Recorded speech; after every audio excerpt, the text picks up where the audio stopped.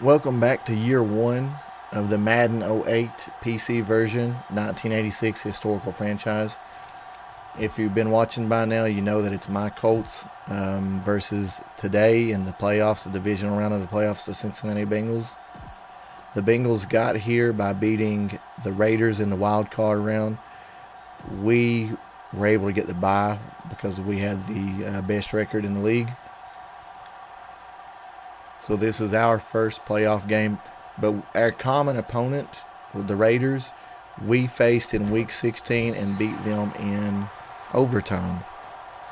The Bengals are led by their offense, and the gunman or the head man of that offense is Boomer Esiason, quarterback. They have James Brooks, who's their best offensive weapon at running back. He's similar to Marshall Faulk from my team. They have Eddie Brown, Tim McGee at wide receiver. So they're pretty good offense. Now, that being said, this is my second attempt at getting this game played. We started a game against them and played 11 minutes worth of game. I was leading 14-0. Esiason had 3 interceptions up until that point. There's Chris Collinsworth. I didn't mention him earlier. Very good receiver. You can find him on Sunday Night Football now. One of the lead broadcasters. Color commentary.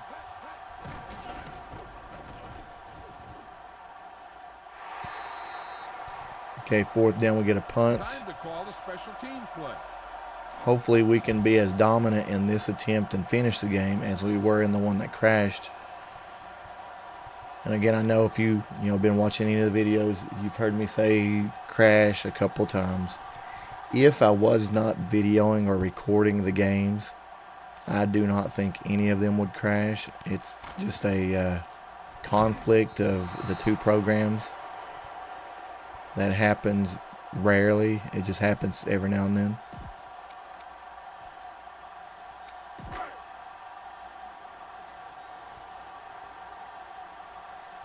And now in the game that crashed earlier against the Bengals, Dickerson fumbled on the very first attempt he had. Trudeau was working pretty good. He was being, very steady, very solid, consistent.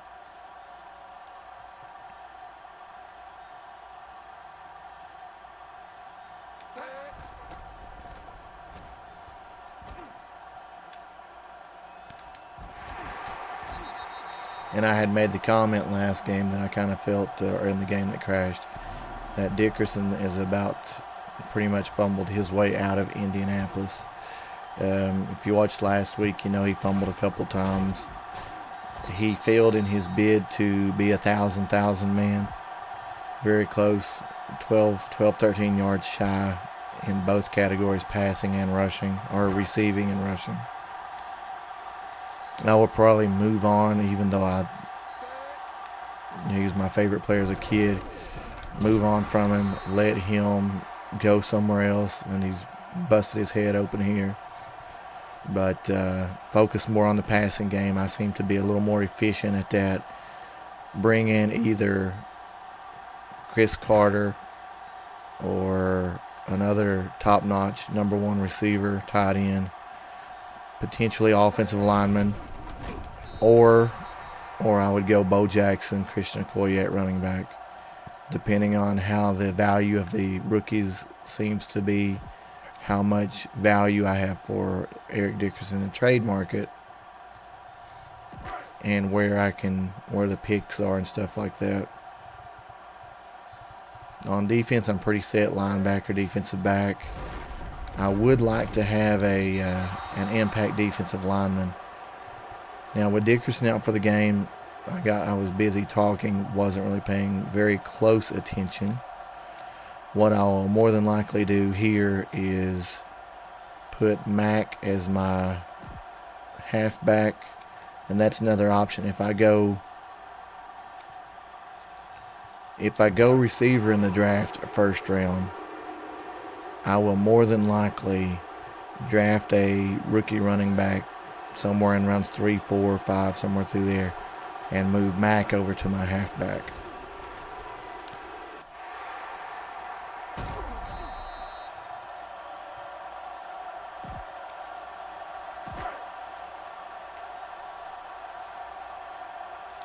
Okay, I'm going to have to, I guess, change that setting every time because I don't want a rinky-dink wide receiver back there. Okay, I'm going to go with the jumbo backfield the rest of the game. Kevin Mack will lead that.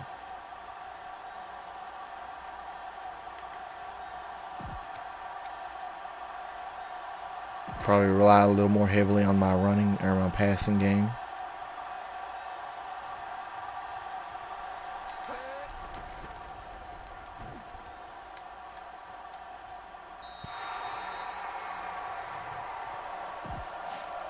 Man, these fans here are not very happy at all. They don't seem to be.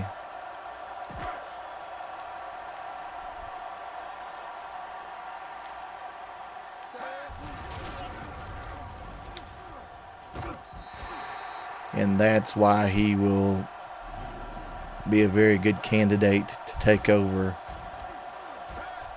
Watch him plow over into the end zone. 1, 2, 3, 4. 4 guys got a piece of him. And he either plowed out, bounced off of, went through to get the touchdown. You better kick it here.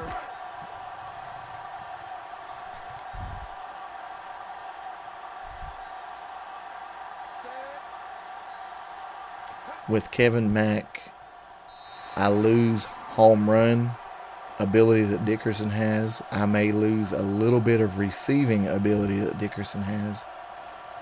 But Kevin Mack has a little more of the contact or strength in his running.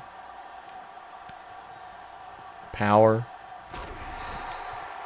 That's where, if I can arrange it to where through trading or whatever that I can land either Bo Jackson or Christian Okoye, both of those guys have the power of Mack and pretty close to the speed of Dickerson. Bo Jackson would be a little closer. This is a good one to call. May even be a little quicker than Dickerson. So he would be an all-around, perfect specimen, I guess. He's the blueprint. If you could design a running back, Bo Jackson would be it. Here's a good defense for this situation. But I don't know what his receiving ability would be.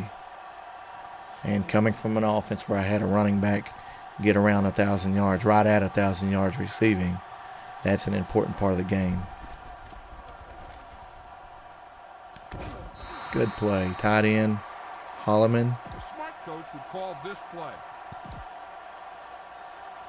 Yeah, in the game that crashed on me earlier, Eugene Daniel had an interception. I think Hicks and 31. We were picking him left and right. Here's a good defense for this situation. At the end of the first quarter last game, he had thrown 3 interceptions, and we were winning 14-0. So not quite the same this game.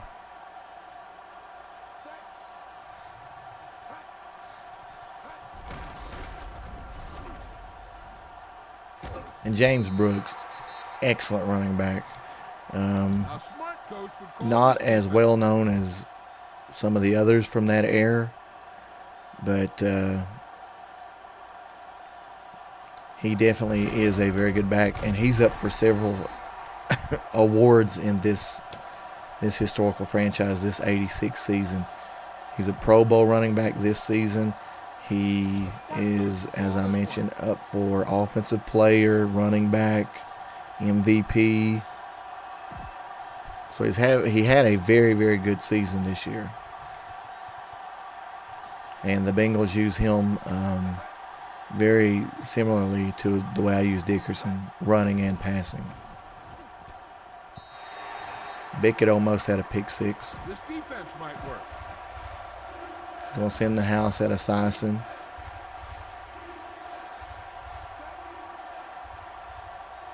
Shotgun split backfield. High snap. Quick throw. Time to call the special Looking at a 49-yard field goal. I'm thinking Lee Johnson, but I'm not sure. Or he might have been the punter. Some of these names I'm trying to remember from 25 years ago. Nope. Breach.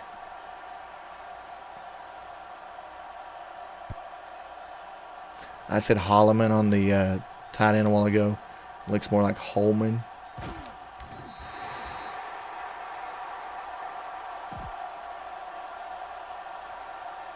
Okay, again, we're going to stick with the fat backfield or the big back jumbo.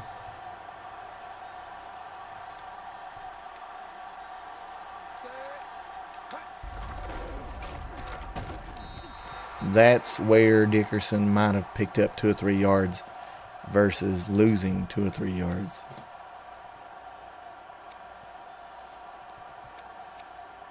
We'll switch to single back. Where's my single back? Okay. Because I don't really think that fullback's going to help me much.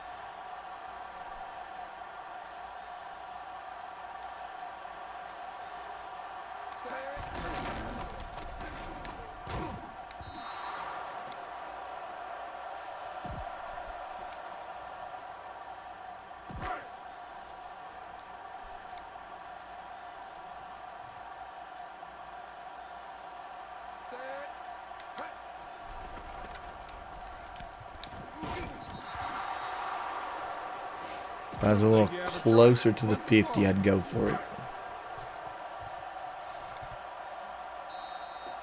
But this formation, single back shotgun would be more in tune with what I would do next season if I trade Dickerson off and I have somebody like Kevin Mack in the backfield as my halfback. If I stick with Mack, that's what I would do. If I bring in another running back like Okoye Jackson, who's in Mike Martin's injured shoulder. But if I bring one of those guys in and still have Mack both, Mack would stick with his fullback role, very similar to what he did this season. Probably close to 300, 400, 500 yards rushing, 10 touchdowns.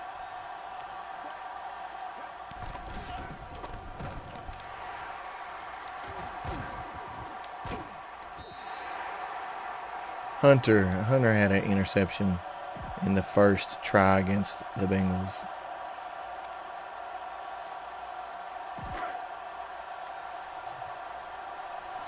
And I'd made the comment, even though the Bengals come in with a very good offense, very good quarterback, sometimes the home field advantage really plays more than what we might think it would.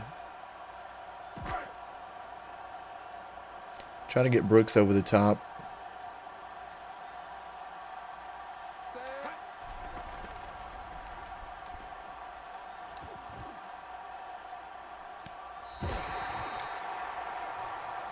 A little bit of luck on that one.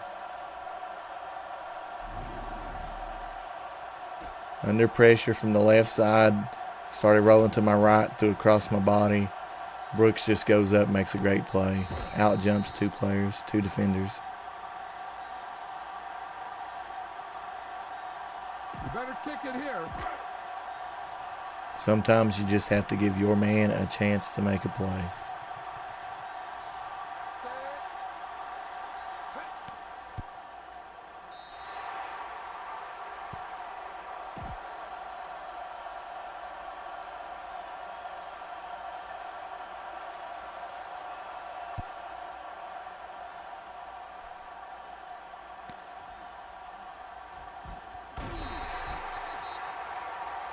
Give this defense a shot.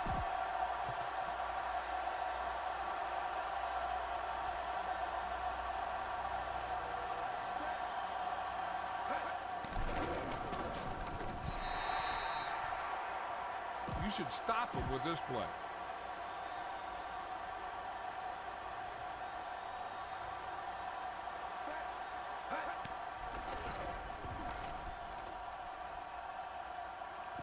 all day to throw. Coverage is pretty good. A smart coach would call this play. Oh, they should have a really good passing attack, or on paper, and as far as the players go and everything else. But they seem to be rushing it a little bit. He had all day. The guys just weren't getting open. Now I do have, like I said, pretty solid backfield, defensive backs, linebackers in coverage. We're swarming the ball. Time to call a special teams play.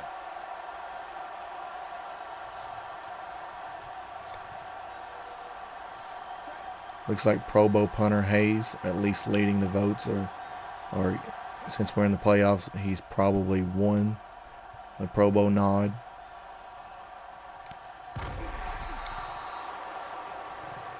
I need to be a little more careful there and make sure I don't allow my guy to get in position to have a costly fumble. Layers coming across the field. I'm going to try to look Boyer first. And really, Beach is wide open, so he has a block there, automatically set up. Boyer was my first read. He was covered as I was scanning to the left. Beach was my next read. As soon as I noticed he was open, I knew Boyer, because he was coming across the field, and the other receivers would automatically create blockers downfield. So that play I like. And I like Beach a lot too, but I would love to have a impact tight end.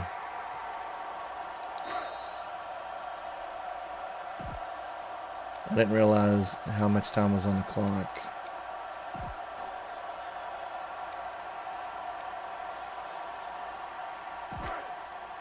Okay, second down to 18 from about the 45.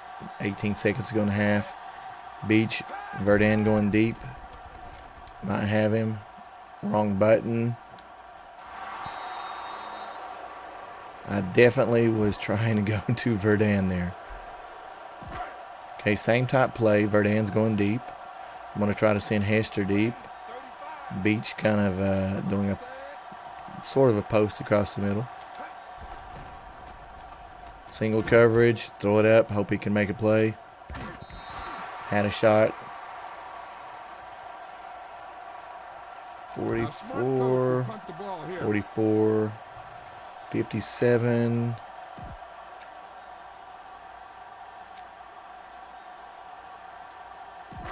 Let's see what they, 61. Probably not going to happen.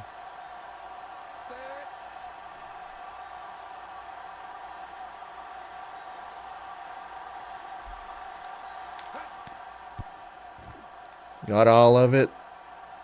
Not quite.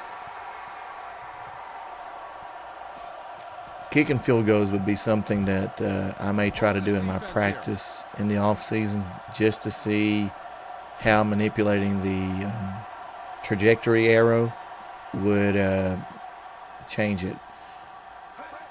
Usually on longer kicks like that, the kickers will try to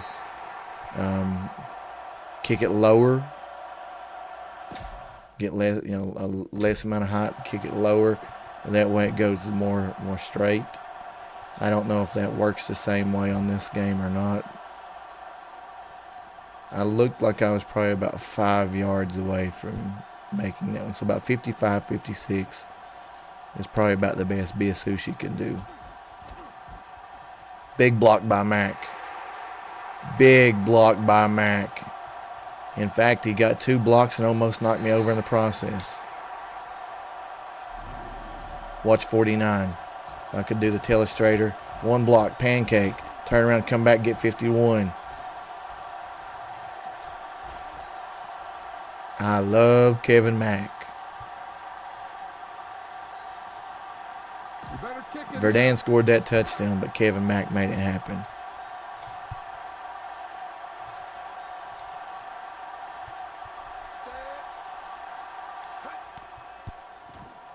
On the box scores in the stat report after the game, it should have an asterisk beside of it, the touchdown scored. And in parentheses, it should have Kevin Mack.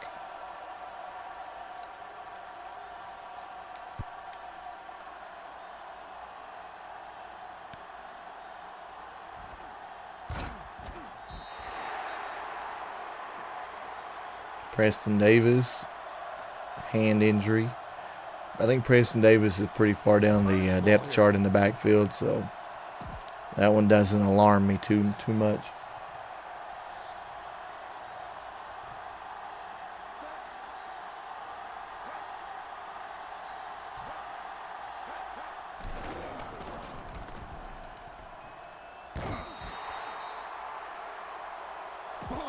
Once the ball's tipped, killed the guy.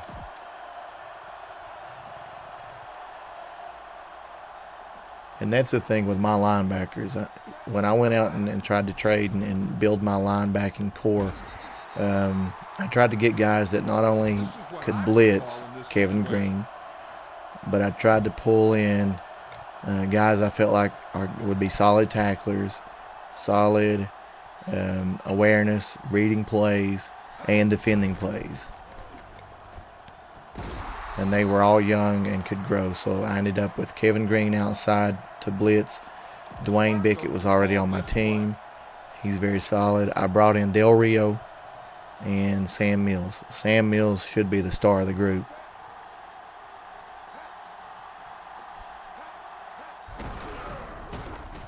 And speaking of Sam Mills, read the play, jumped the hole, and made the tackle.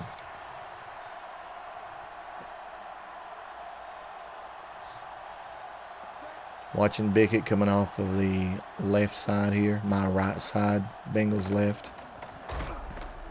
And perfect play by Assassin. He did. Oh man, shoulder injury. I'm not sure if Bickett got him or what. Bickett was coming on the blitz, and the smart thing to do is throw where the blitz came from. So he hits Holman on that side, filling the place where Bickett left. But unfortunately for Boomer, he took a hit, maybe in a helmet or the turf when he landed. A little misdirection there.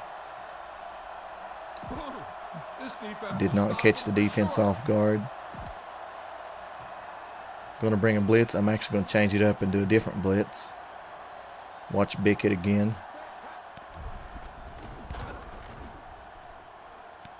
Oh, good throw by the quarterback. Way to hang in there. Quarterback got drilled low. Here's a good defense for this situation. But luckily for the Bengals, their backup quarterback is Ken Anderson. Kenny Anderson was known as one of the most accurate passers of his time. Give this one a shot.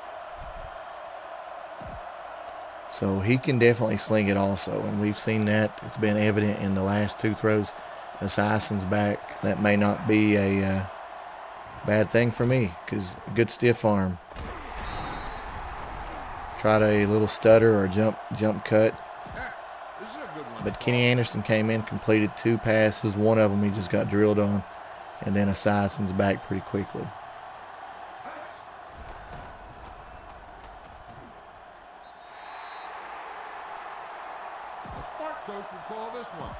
And just from observation of the throws here, Anderson seems to be throwing or give them a better chance passing than Assassin is this game.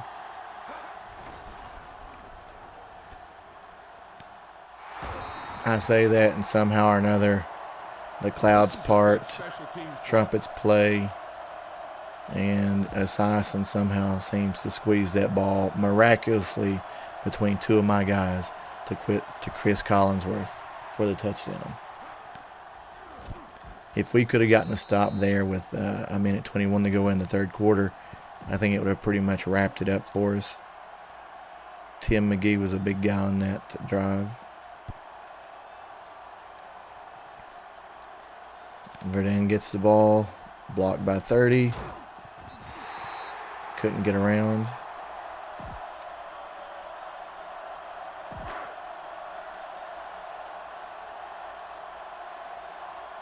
Hester going deep. Brooks. Okay. Looks like man on Verdin. I'm going to switch him up to a straight fly. Let him use his speed, try to get by him. and just lob it up.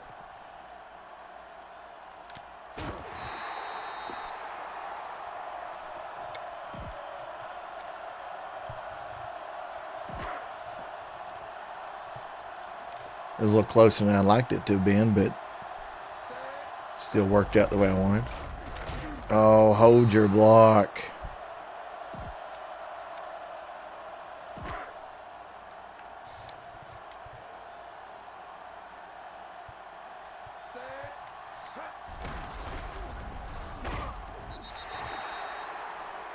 Okay, right now we're just trying to milk the clock a little bit. Keep the clock moving. Keep ourselves close enough to make a third down play here.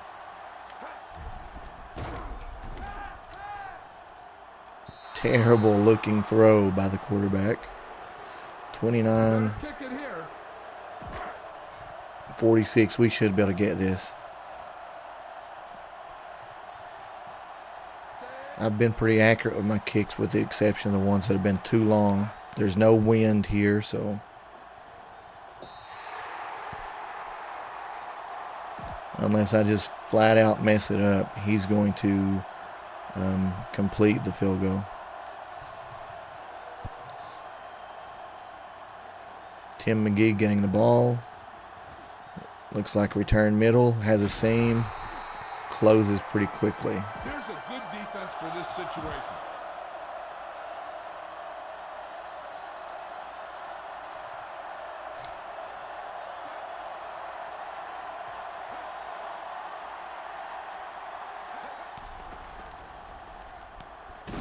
Quick throw, Eddie Brown. Give this defense a shot.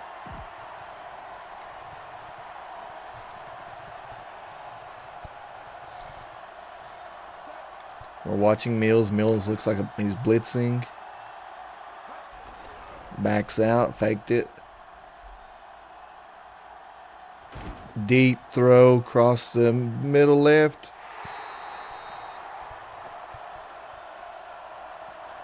That one looked like one of the plays that sometimes you have to wait so long for the play to develop or for your guy to run free that it takes too long. It just, it doesn't, the timing of it doesn't work out.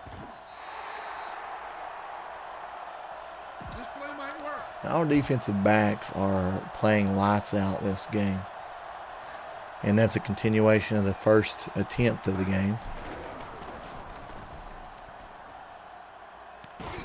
Excellent coverage. Impact as soon as the ball gets there. I can't imagine they'll punt it. Madden's telling me to punt it. I'm not going in punt formation. I'm going to go drop zone. I can always switch up. You're in the playoffs. Playoffs divisional round. It's only a 14-point lead. 3 minutes to go in the fourth quarter. I would not be punting it.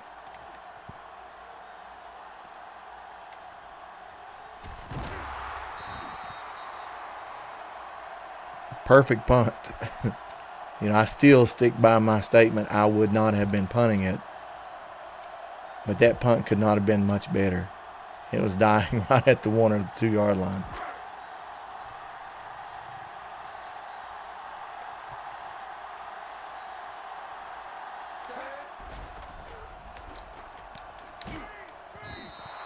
Okay, probably down at the 2.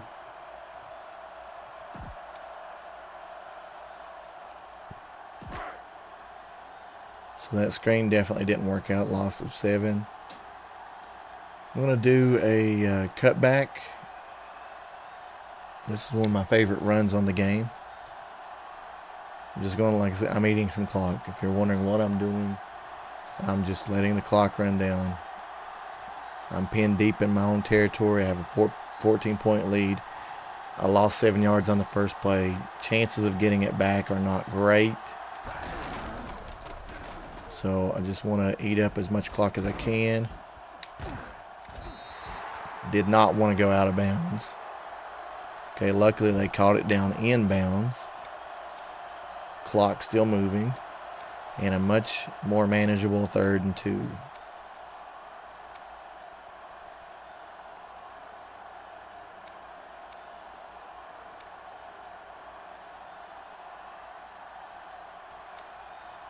I'm going to do play number 1 here and try to get Hester on the quick little out. And I'm going to have Mac come on an out toward the side to the left just in case.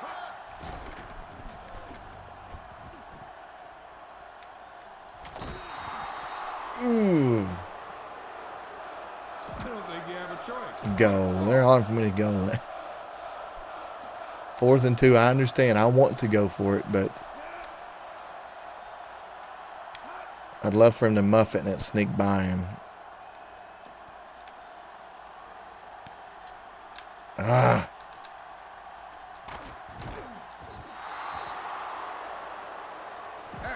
This is a good one. Just trying to time it with my turbo and the strip to try to strip the ball from him. Time it perfectly and get a turnover to wrap the game up. Big hit. Looks like Kevin Green maybe. This play might work. I see Bickett rolling off.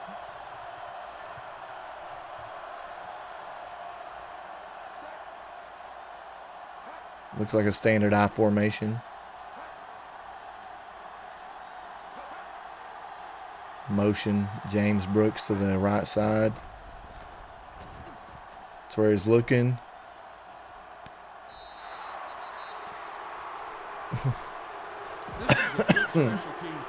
That's one of my favorite plays with Dickerson. I've had a lot of success with that. If you've watched, anytime I needed a big play or yardage like that, I would let Dickerson go to the outside, get matched up on a linebacker. My linebacker looked, or I guess it was linebacker. I wish I'd shown it in instant replay. But whomever was guarding him looked to be in pretty good position. Brooks just elevated, went up and caught it. Now, it looks like they're doing... I was set up for an onside kick just in case. They kicked it deep. I'm almost out to the 20. Minute 37. I'm up by 7. Need a first down. I didn't look at their timeout situation, but I'm thinking they have all 3.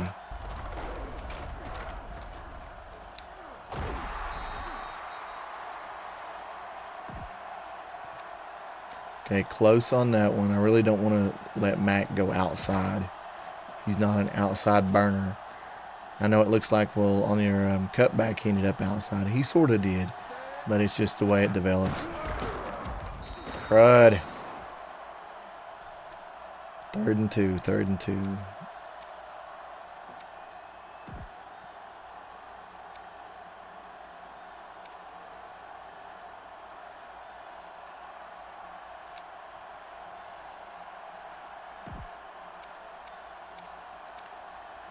Okay, here what I'm going to do, I move Mac back to his traditional fullback spot. I'm just going to pound him up inside and hope it works after I try to get on the jump.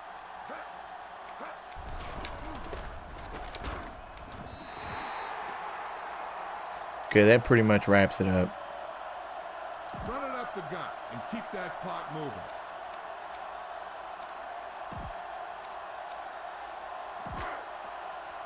Normally, I'm not a big fan of doing the kneel down play. If it were regular season, I would be running. I would be trying to get my stats up. I'm going to be honest about it. I would be making use of every play that I had. I meant to... You should probably play it safe. Just down the I meant to fake the snap to try to get on the jump.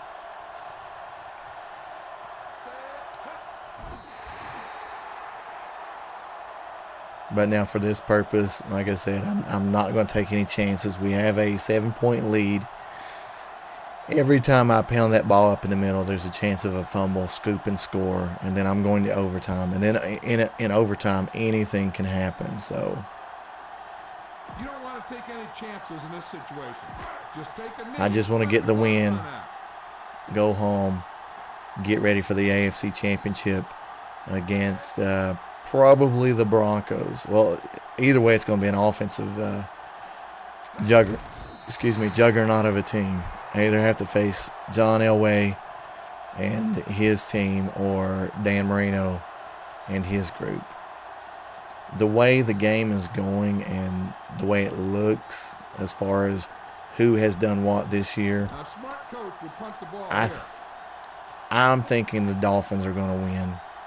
Marino's going to be the MVP. Marino leads the league in yards passing. Mark Clayton leads the league in yards receiving, touchdowns. They also have Mark Duper. I just feel like I'm going to be playing the Dolphins in the championship.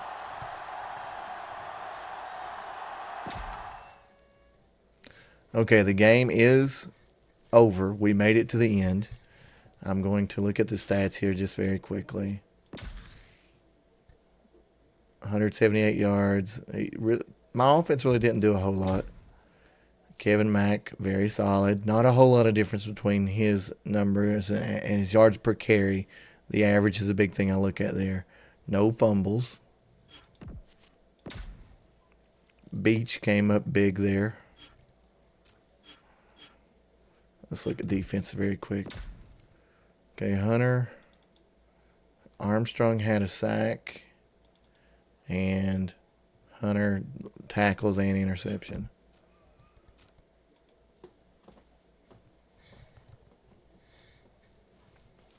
So I'm thinking the teams to watch, and I'm just going to make my predictions here. Even though the Seahawks had the best overall record, I'm going to go 49ers. I'm going to go Dolphins and Bears.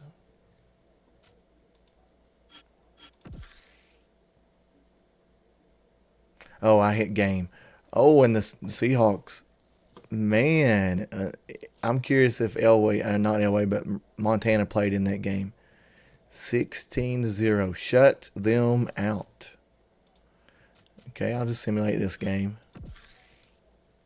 Dolphins destroyed them. That offense worries me a little bit.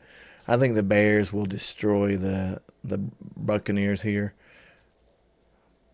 That's weird. 12-4. 12. Oh, okay, I know what it was. The Bears had a bye, and the Buccaneers had to play first round of the playoffs.